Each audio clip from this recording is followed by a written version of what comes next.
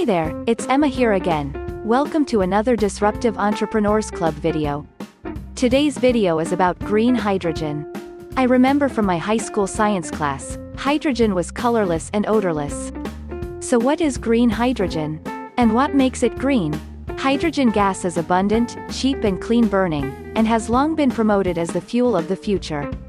Unfortunately, that future is yet to arrive, due to issues that we will examine later in this video. But first, let's discuss green hydrogen. Hydrogen is the first element on the periodic table and has the symbol H, with the atomic number of 1. It is made up of just one proton and one electron. Therefore, it is also the lightest of all known elements. Its structure means that hydrogen is very reactive, and in most cases a hydrogen atom does not exist by itself. To become stable, it generally combines with other elements. This can be another hydrogen atom to form hydrogen gas, H2, or with one hydrogen and one oxygen atom to form H2O, more commonly known as water.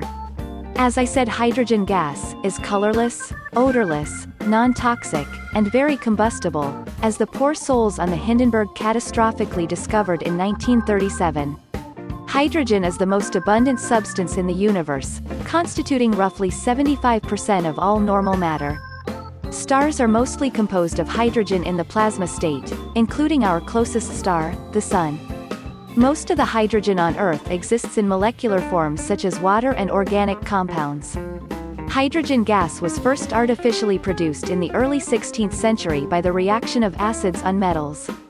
In the 1700s, Henry Cavendish was the first to recognize that hydrogen gas was a discrete substance and that it produced water when burned, the property for which it was later named hydrogen, which in Greek translates to water former. So how did the name green hydrogen arise? In recent times, hydrogen gas has been color-coded into basically 9 groups. These colors refer to the source or the process used to make the hydrogen. The colors used are green, blue, gray, brown, turquoise, purple, pink, red and white. We will keep it simple and only deal with brown, blue and green hydrogen. However, if you are interested, a complete color code is in the description below. Oh, and while you are down there, why not subscribe? First up is brown hydrogen, which is produced from coal and is very environmentally damaging.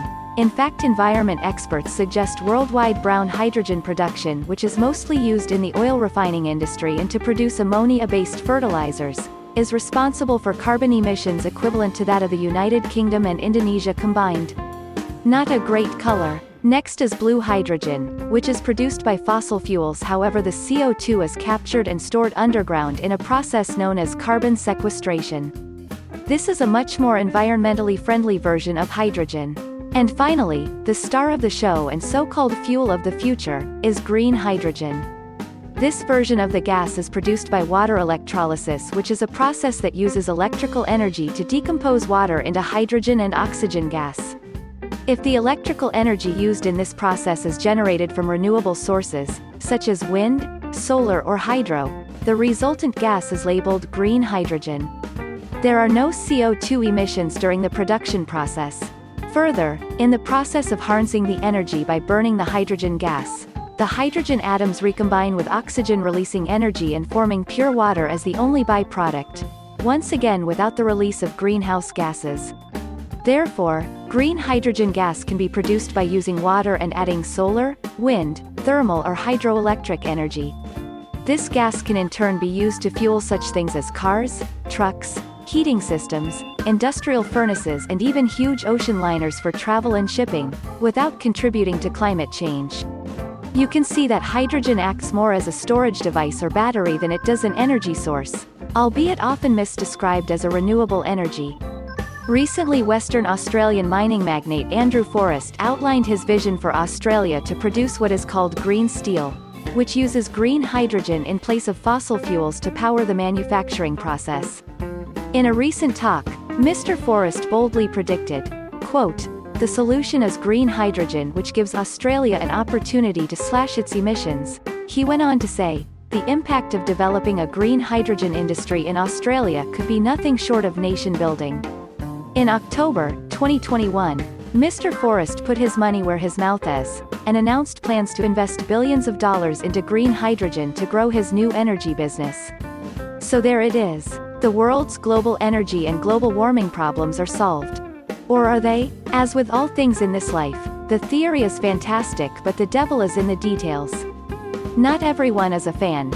Outspoken Tesla CEO Elon Musk, who at the time of making this video was the world's richest person, described hydrogen cell vehicles as mind-bogglingly stupid and staggeringly dumb, because using electricity to generate hydrogen, and then converting it to a fuel to power a vehicle, resulted in high energy losses compared with just charging a battery that powers a vehicle. So what are the problems with green hydrogen? Like any gas, hydrogen can be compressed and stored in tanks, then used when and if it is required. However, the volume of hydrogen is much larger than that of other gases and nearly 4 times the volume of natural gas. Its storage requires that it is compressed into a liquid which requires a compression to 700 times normal atmospheric pressure, or refrigeration to -253 degrees Celsius, which is near absolute zero. This makes hydrogen difficult to store and transport. It can also make metal brittle, which means using existing infrastructure can be problematic. Add to this, that despite being declared as safe by its supporters, hydrogen is 20 times more explosive than petrol. Also, there is an issue with price. Conventional hydrogen currently costs about half that of green hydrogen. However, the price of the latter is falling steeply, along with plummeting renewable energy prices and cheaper costs to build electrolyzers. Given the technology to produce hydrogen from water has been around since the 1800s, it is likely that incremental improvements and cost savings will be the path to competitive green hydrogen. The current generally agreed target is to get it to the same price as natural gas. Tim Buckley, an energy market analyst from the Institute for Energy Economics and Financial Analysis, IEFA, predicts the price of green hydrogen will drop 70% in the next decade in countries with cheap renewables. He said that where green hydrogen is almost inevitably going to work, is where green energy is going to be almost free, places like Rajasthan in India or the Pilbara in Australia. And perhaps that is why Australian billionaire, Andrew Forrest, who already has business operations in the Pilbara region, is so keen on investing in green hydrogen. By 2050, according to investment management firm Goldman Sachs, green hydrogen could supply up to 25% of the world's energy needs and become a $10 trillion market. In recent years, hydrogen made without fossil fuels has been identified as the clean energy source that could help bring the world to net zero emissions, and billions of dollars of investment capital and taxpayer support has flowed into the industry, and company share prices have soared.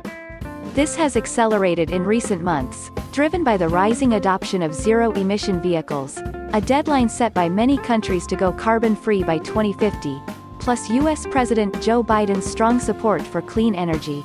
Further, the European Union plans to scale up renewable hydrogen projects and invest a cumulative amount of €470 billion by 2050.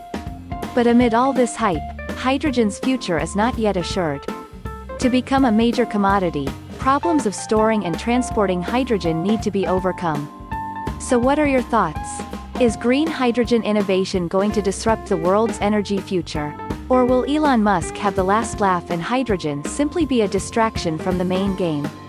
Please leave your thoughts in the comments section below, and don't forget to subscribe. Thanks for watching. This is Emma signing off until next time.